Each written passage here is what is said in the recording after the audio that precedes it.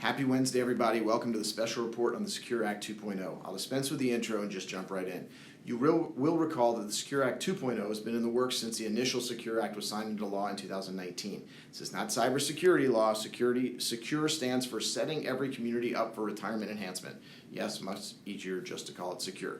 As the long title indicates, this is about making retirement planning better for everybody. The good news is it does in many ways, and with anything like this, there's some bad that comes along with the good.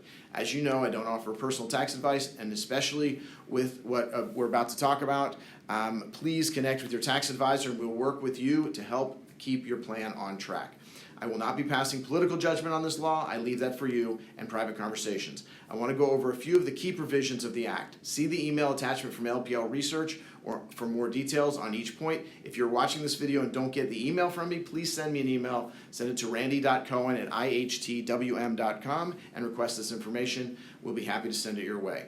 I'm going to highlight the Act in two sections: employers and employees. I'll focus more on the individual provisions, but there are some important business, especially small business provisions. Please call me to discuss. Let's hit those first. There are enhanced tax credit for small businesses starting and maintaining retirement plans for its employees. This helps offset some of the startup and maintenance costs of the plan.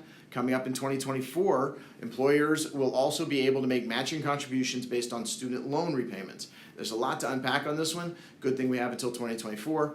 Auto enrollment and auto escalation for most new plans also goes into effect in 2025. Lots of exemptions and qualifying details again. Time to unpack it. Also in 2024, new emergency savings plans for 401ks. Let me touch on the employees' benefits. Then I think I'll wrap today, let you read the attachment, and start with the details on the Friday planning videos. The long-awaited and one that I've been talking about for over a year, the required minimum distribution age has been raised again.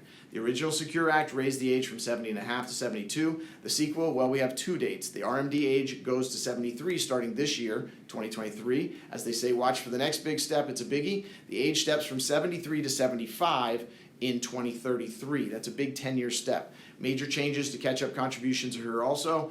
We already know the numbers are going up for 2023, but also again in 2024 based on earnings. Catch-up contributions may be required to be made into Roth or after tax. Simple plans are excluded. Also in 2025, we should note that not just age 50 is a turning point for catch-ups. You get higher numbers from age 60 to 63. Those of you with SEPs and simple plans that have been left out of the Roth game until now, in tax year 2024, that changes too. And speaking of Roths, all employer contributions effective immediately for this are to be offered to allow employees to direct some or all of that money into the Roth part of their plan after tax. Two more, I'll save one of my favorites for last, but the second to last one is about self-correction and IRA violations. Basically, if this applies to you, check into it. If you made an inadvertent error in your plan, you'll be able to self-correct using the IRS online system. This is complex. Please check it out. And my favorite, the one that slipped by me, thank you to my wonderful client who pointed it out to me, for all of those that wondered what they will do with that extra money in their 529 plans, if for whatever reason there's money left over.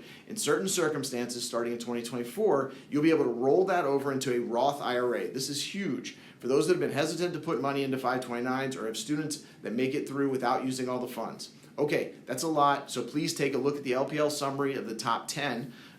There's more to come. What I'll do starting this Friday is I'll start addressing how our planning can take advantage of these provisions and make them work for you and your financial plan. There's bound to be a lot of press on this, but as you can tell, even just as I scratch the surface, nothing from Washington is simple. So please, as I mentioned before, consult your tax advisor. We can work together to work this out. We're still working on addressing the first Secure Act issues, so this just adds to the fun. Please be in touch with specific questions. Come back on Friday for the first part so we can put the Secure Act 2.0 to work in 2023. Have a great rest of the week.